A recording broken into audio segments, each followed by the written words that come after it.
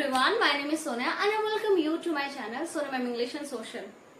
तो हमारी money and credit की सीरीज चल रही है और हम अपना फर्स्ट टॉपिक डिस्कस कर चुके हैं, जिसमें हमने डिस्कस किया था why do we use money as a medium of exchange, कि मनी को हम as a medium of exchange क्यों यूज करते हैं, बार्टर सिस्टम क्या होता है, डबल कोइंसिडेंस क्या होता है, उसकी कमी क्या होती है, उन चीजों को हमने डिस्कस किया था। वेट, पहले हमारे चैनल को सब्सक्राइब कर लीजिए ताकि आपको अच्छे अच्छे पॉइंट्स और हमें अच्छा मोटिवेशन मिलता रहे, और हाँ, बेल आइकन दबाना ना भूलें। चलिए, फॉर्म्स ऑफ मनी। तो आज हम मनी को इजिली यूज करते हैं। अब देखते हैं एंशिएंट पीरियड में क्या यूज करते थे, मिडिवल पीरियड में क्या यूज करते थे, और मॉडर्न पीरियड में अब हम क्या क्या चीजें यूज कर रहे हैं। एक टाइम था जब लोग बहुत सिंपल हुआ करते थे, लाइफ इतनी डिफिकल्ट नहीं थी, इतनी कॉम्प्लेक्स नहीं थी, सीधे से लोग थे, वो सीधे से अनाज उगाया करते थे और अनाज और कैटल्स को ही as a medium of exchange वो यूज किया करते थे। उसके बाद टाइम आता है मिडिवल पीरियड, जिसमें मेटेलिक कॉइन्स इन्वेंट हुए। मेटल कॉइन्स में सिल्वर, गोल्ड, कॉपर और लीड का वो यूज करने लगे। ये वाले कॉइन जैसे आपने राजा महाराजाओं के टाइम पे देखा होगा कि ये वाली अशरफी, सोने की अशरफी, चांदी की अशरफी, वो वाले कॉइन्स यूज होने लगे। उसके बाद modern period, now we are using paper currency. अब हम पेपर करेंसी यूज करते हैं, जैसे कि हम यूज करते हैं पेपर करेंसी, और कॉइन्स अभी भी हमारे यहाँ यूज होता है, वो 1 रुपी, 2 रुपी, 5 रुपी, 10 रुपी, अब तो काफी सारे बनते जा रहे हैं। अब हम देखते हैं modern forms of money. Medieval period में, एंशिएंट पीरियड में क्या यूज होगा, तो पुराने जमाने में सिंपल लोग, जो नेचुरल चीजें थी, अनाज था नेचुरल, एनिमल्स थे, उनका ही एक्सचेंज किया करते थे। फिर थोड़ा टाइम चेंज हुआ मिडिवल पीरियड पे, तो हम मेटेलिक कॉइन्स यूज करने लगे। अब हम ज्यादा मॉडर्न हैं, तो अब हम पेपर करेंसी और कॉइन्स भी यूज करते हैं।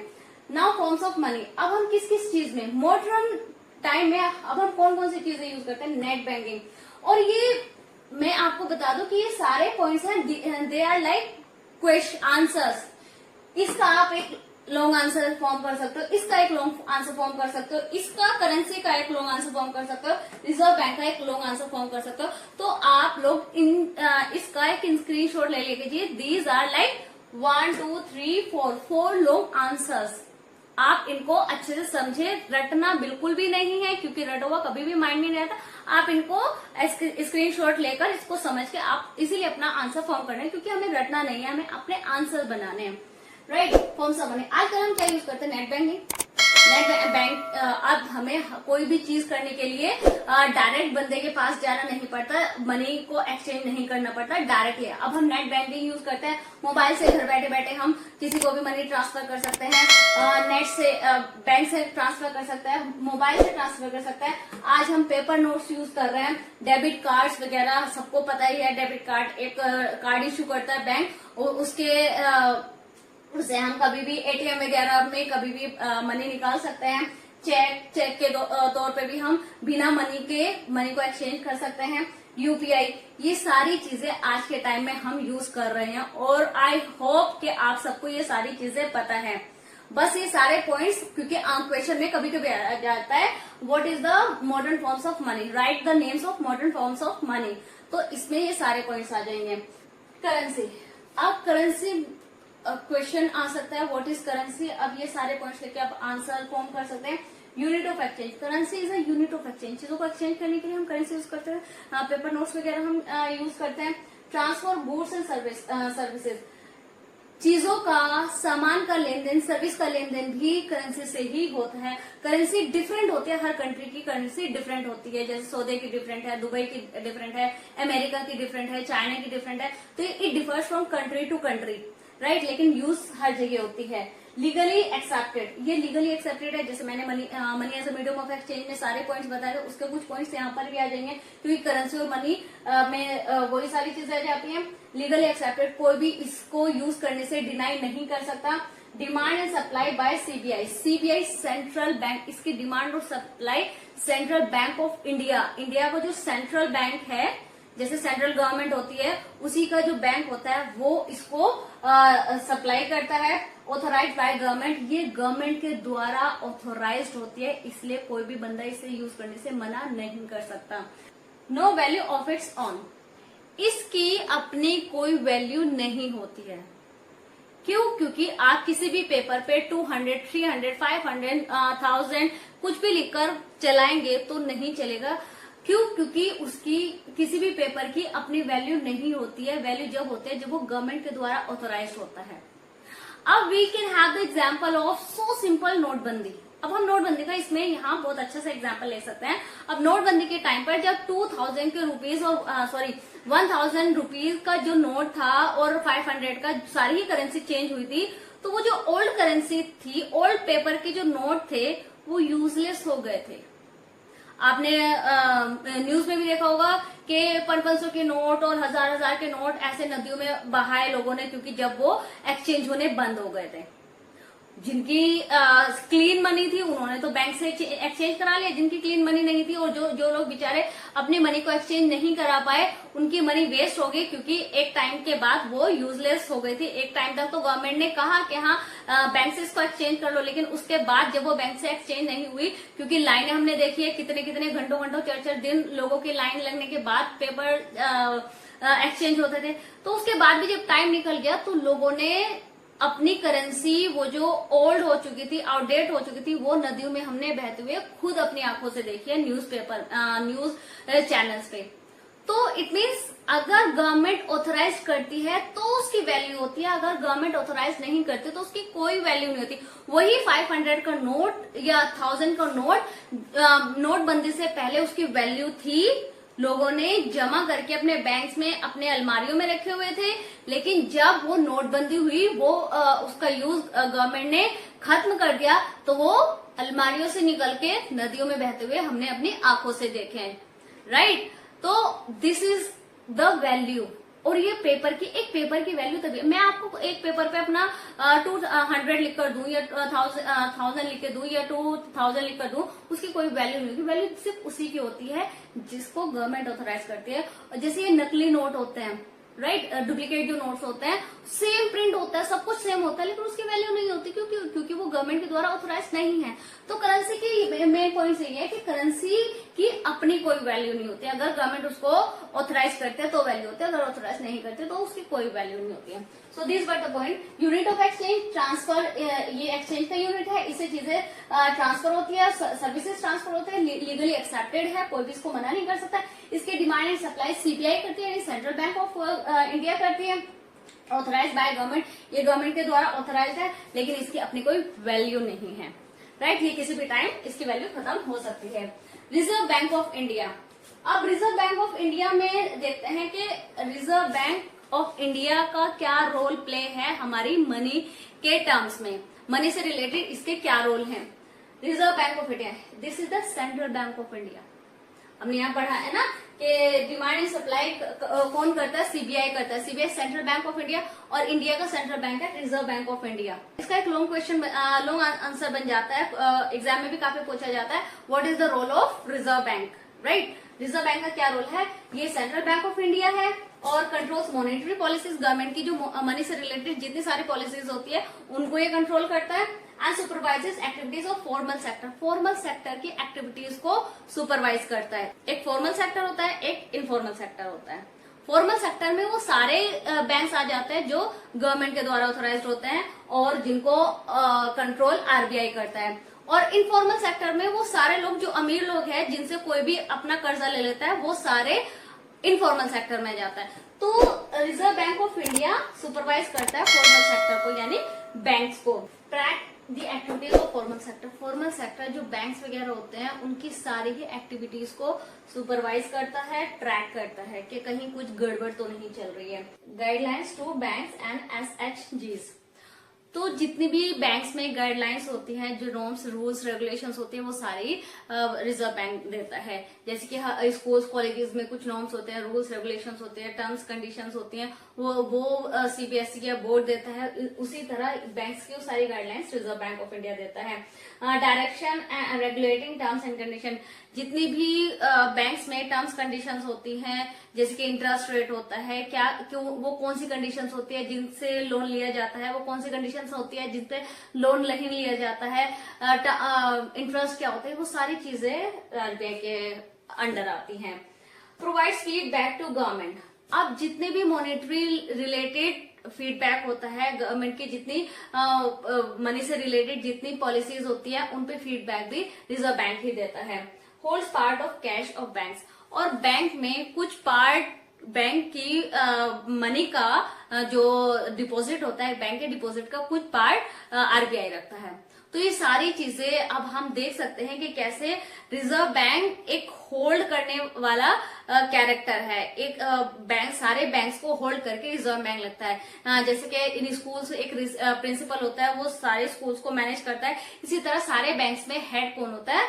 आरबीआई होता है, जो सारे पूरी कंट्री के बैंक्स को मैनेज करता है, रूल्स रेगुलेशंस को, सारी चीजों को, कि कहाँ क्या चल रहा है। कहीं बैंक ये तो नहीं है कि बैंक जो है वो सिर्फ बड़े बड़े ट्रेडर्स को, बड़े बड़े बिजनेसमैन को ही लोन दे रहा है। वो ये भी देखता है कि बैंक जो है वो लोन हर बंदे को दे, सिर्फ प्रॉफिट मेकिंग कंपनीज को ना देके छोटे छोटे मजदूर, जो लेबर्स होते हैं, जो गरीब लोग होते हैं, किसान होते हैं, उनको भी बैंक लोन दे।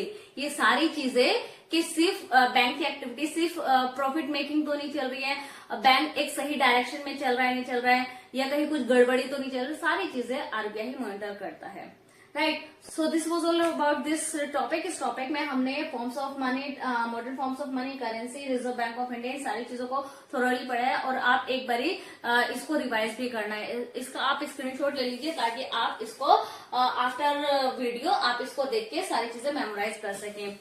तो नेक्स्ट टॉपिक में हम पढ़ेंगे डिपॉजिट विद बैंक। बैंक में कितना लोग कैसे डिपॉजिट करते हैं और कब कैसे वो निकाल सकते हैं उसमें से, और डिमांड ड्राफ्ट क्या होते हैं और चेक क्या होता है, ये सारी चीजें हम नेक्स्ट वीडियो में डिस्कस करेंगे। पहले हमारे चैनल को सब्सक्राइब कर लीजिए ताकि आपको अच्छे अच्छे पॉइंट्स और हमें अच्छा मोटिवेशन मिलता रहे, और हाँ, बेल आइकन दबाना ना भूलें ताकि आपको सारे नोटिफिकेशंस मिलते रहें।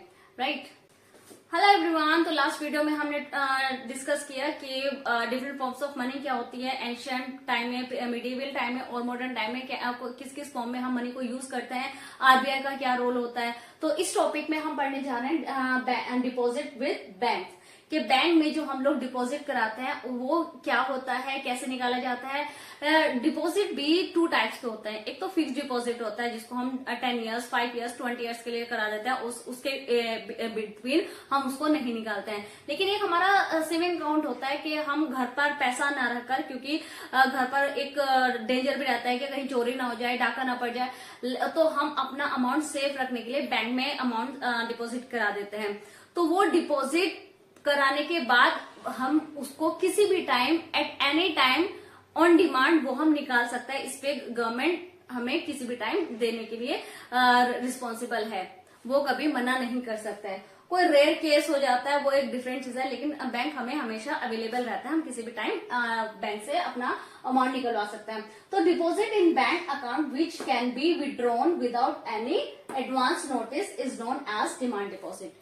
वो डिपॉजिट जो हम बैंक में जाकर किसी भी टाइम निकाल सकते हैं बिना किसी नोटिस के। ऐसा नहीं कि हमें नोटिस देना पड़ता है या हमें कुछ अप्लाई करना पड़ता है कि हमें अमाउंट निकलवाना है, हम किसी भी टाइम जाकर निकलवा सकते हैं। और ये तो बहुत कॉमन चीज है, आई होप ये सबको पता होगी, क्योंकि अब मॉडर्न टाइम में है, हम कोई पुराना जमाना तो है नहीं कि चीजें हमें नहीं पता है।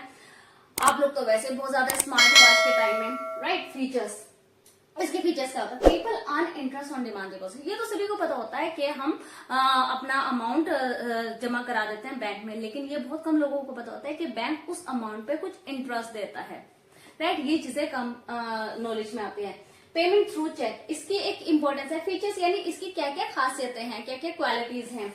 पेमेंट थ्रू चेक, इसका पेमेंट हम चेक के थ्रू भी कर सकते हैं। ऐसा नहीं है कि किसी को अगर हमें पेमेंट करना है तो हम बैंक से कैश निकलवाएंगे और वो उसको पेमेंट करेंगे। हम बैंक से चेक भी दे सकते हैं और वो चेक से पैसा अपना इजीली ट्रांसफर कर सकते हैं।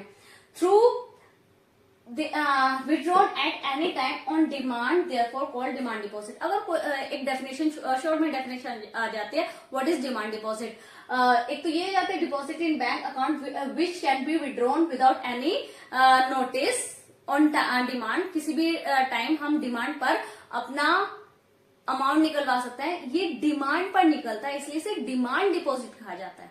एक माइंड में ये चीज रखना, ये डिमांड पे निकलता है इसलिए इसे डिमांड डिपॉजिट कहता है। अगर शॉर्ट में भी आप लिख दोगे withdrawn at any time on demand, therefore demand deposit, इस पे भी आपको मार्क्स मिल जाएंगे। Use as a medium of exchange. हम इसको डिमांड डिपॉजिट को as a medium of exchange भी यूज कर सकते हैं, और जरूरी है कि हम बैंक से चेक के थ्रू ही इसको निकाल सकते हैं या कैश के थ्रू ही निकाल सकते हैं। हम बैंक से बैंक में भी नेट बैंकिंग के थ्रू भी अपना अमाउंट किसी भी अमाउंट पे ट्रांसफर करा सकते हैं, राइट। ये as a medium of exchange use होता है, एक्सेप्टेड बाय ऑल। हाँ, मेन पॉइंट, जितनी भी लीगल चीजें होती हैं बैंक में, जो फॉर्मल सेक्टर में, सारे एक्सेप्टेड बाय ऑल होते हैं। कोई भी इनको मना कर ही नहीं सकता यूज करने से। कोई ये नहीं कह सकता कि भाई कोई कहता है कि मैं बैंक से मैं ट्रांसफर कर दूंगा, कोई मना नहीं कर सकता। मना यानी लीगली मना नहीं कर सकता। उसकी विश है, वो कहते कि मुझे इजी पड़ेगा, वो अपनी एक अंडरस्टैंडिंग होता है, लेकिन लीगली कोई मना नहीं कर सकता। सेटलिंग पेमेंट्स विदाउट कैश, और बिना कैश के ही डिमांड डिपॉजिट से आपका बिजनेस का सेटलमेंट हो जाता है। जरूरी नहीं है कि उसे कैश ही देना पड़ता है, चेक के द्वारा या नेट बैंकिंग के द्वारा, मतलब इसमें अमाउंट की जरूरत नहीं पड़ती। अमाउंट मतलब कैश की जरूरत नहीं पड़ती, बिना कैश के भी आपका बिजनेस सेटल हो जाता है। सेफर प्लेस, ये सेफर प्लेस है। अगर हम कंपेयर करें अपने घर को और बैंक को, हमारे घर में कोई भी चोरी कर सकता है, भगवान ना करे कि कोई चोरी करे, लेकिन हमारे घर में चोरी हो सकती है, लेकिन बैंक में हमारा पैसा घर से ज्यादा सेफ रहता है, राइट। इसका एक अच्छा खासा आप शॉर्ट में या लॉन्ग में एक अच्छा खासा आपका आंसर तैयार हो सकता है। इसका स्क्रीनशॉट जरूर लेकर कीजिए। चलिए, हमारे चैनल को सब्सक्राइब कर लीजिए ताकि आपको अच्छे अच्छे पॉइंट्स और हमें अच्छा मोटिवेशन मिलता रहे। आइए चलिए देखते हैं कि चेक क्या होता है। चेक की डेफिनेशन अगर आ जाते हैं तो क्या लिखते हैं, क्योंकि ये मेनली शॉर्ट आंसर्स में लिखने के लिए आ जाता है। चेक क्या होता है, उसके एडवांटेजेस क्या होता है, वो दिखता कैसा है, उसमें क्या क्या फॉर्मेलिटीज लिखनी पड़ती है, तो चलिए देखते हैं। A person instructing bank to pay a specific amount from the person's account to the person in whose name the check has been issued. Cheque एक वो पेमेंट होता है जो बिना कैश के इजीली हो जाता है। इमेजिन आपके फादर को किसी ने चेक दिया है, देना उनको कैश था लेकिन उनके पास कैश अवेलेबल नहीं था, तो उन्होंने चेक दिया, और चेक में क्या लिखा, अब जो बंदा चेक देता है और जिस बंदे को देता है उस बंदे का नाम लिखा जाता है। और ये एक वो पेपर होता है जो बैंक को इंस्ट्रक्ट करता है कि भाई ये बंदा जो चेक लेकर आया है इसको मेरे अकाउंट से इतना इतना अमाउंट दे दीजिए। तो ये एक इंस्ट्रक्शन का एक पेपर होता है जो बैंक को कहता है कि हाँ, इस बंदे को मेरे अकाउंट से इतने पैसे निकाल कर दे दीजिए।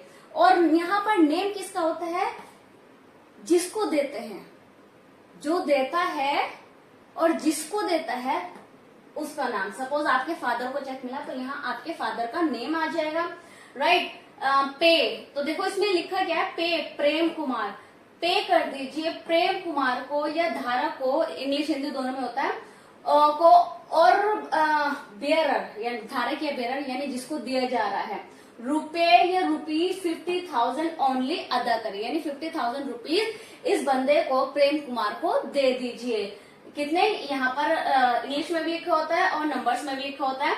और ये अकाउंट नंबर किसका होता है, ये अकाउंट नंबर जो देने वाला होता है उसका होता है। और यहाँ देखिए आप, यहाँ पर एक लोगो होता है, जिस बैंक में अकाउंट होता है उस बैंक का नेम होता है, ये ब्रांच कोड होता है, ये यहाँ पर न्यू दिल्ली एड्रेस वगैरह होता है, ये चेक नंबर होता है, ये कोडिंग यूज बाय बैंक। ये सारी फॉर्मेलिटीज बैंक के द्वारा यूज की जाती है। हमने अगर किसी को चेक देना है, जस्ट इमेजिन आपने किसी को चेक दिया, तो आप यहाँ पर उस बंदे का नाम लिखेंगे। जस्ट इमेजिन आपने अपने फ्रेंड को चेक दिया, तो यहाँ अपने फ्रेंड का नाम लिखेंगे प्रेम कुमार। जस्ट इमेजिन आपका फ्रेंड प्रेम कुमार है, तो आप कहेंगे बैंक को पे कर दीजिए प्रेम कुमार को बेयरर यानी जिसको दे रहे हैं रुपीज 57,000 ओनली। और ये सारी फॉर्मेलिटीज जो होती है ये आपको फिल नहीं करनी होती है, आपको सिर्फ और सिर्फ यहाँ पर नेम और यहाँ पर अमाउंट लिखना होता है, राइट। और ये सारी फॉर्मेलिटीज ऑलरेडी लिखी होती है, बस आपने उसका नेम और जितना अमाउंट देना होता है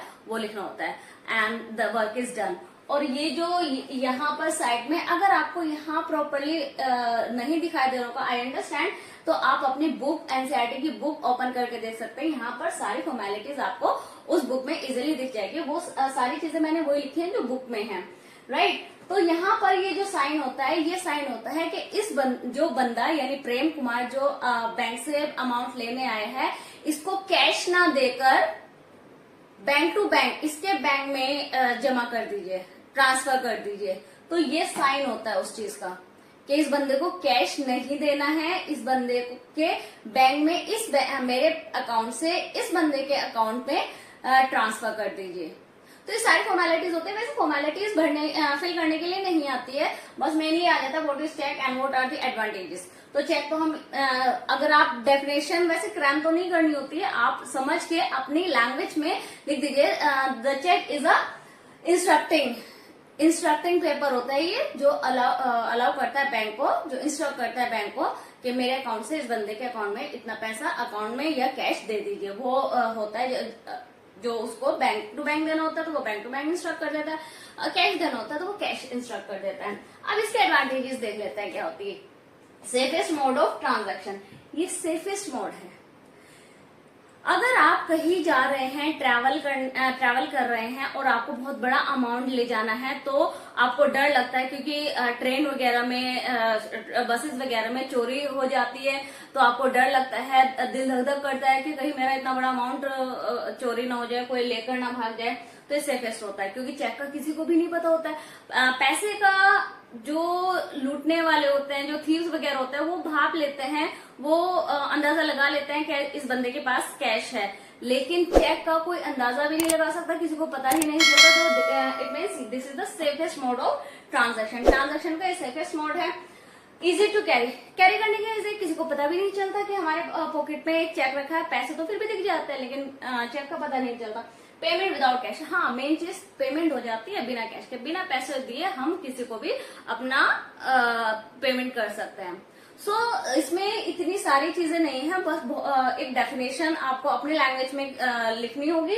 अपनी लैंग्वेज में लिखे, ये वाले लिखे, वो मैटर नहीं करता, लेकिन मेन चीज इट्स माय सजेशन कि आप अपने लैंग्वेज में ही सारी चीजें कंपोज किया कीजिए, क्योंकि रटी हुई चीजें कभी भी माइंड में नहीं रहती हैं। ये सारे इसके एडवांटेजेस हो गए। सेफेस्ट मोड है, easy to carry and payment without cash. Safest, easy to carry, payment without cash, ये 3 इसके एडवांटेजेस हैं, राइट। इसके बाद डिस्कस करते हैं लोन एक्टिविटीज के। लोन एक्टिविटीज क्या क्या होते हैं, कौन कौन सी चीजों से हमें लोन मिलता है, कौन कौन सी चीजों से हमें लोन नहीं मिलता है, टर्म्स एंड कंडीशंस क्या होती है, सारी चीजें हम अपने नेक्स्ट टॉपिक में डिस्कस करेंगे, राइट।